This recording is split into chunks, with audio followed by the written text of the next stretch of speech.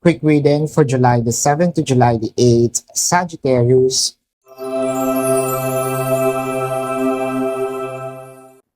Your cards are the Lovers, the Wheel of Fortune, and the Queen of Swords.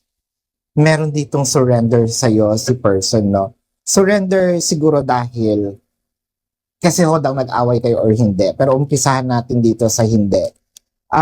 Surrender kasi meron itong, kumbaga sa nagda-drive, hawakan mo yung steering wheel, no? Ikaw ang mag-drive ng connection. Bahala kung saan mo ito gustong gawin. Hindi dahil sa wala akong pakialam, no? Bahala ka kasi nagtitiwala ako na kung gusto mo man itong dalhin sa isang sabihin nating cohabitation, marriage, building a family, go ako sa'yo, no? Kung meron naman kayong pag-aaway or alitan nito ni person, nakikita kasi natin dito yung Queen of Swords. Marami itong gagawin para sabihin nating suyuin ka. The Ten of Wands and the Queen of Cups. Feeling ko nga napahirapan ka talaga nito ni person, no? Yung kalooban mo.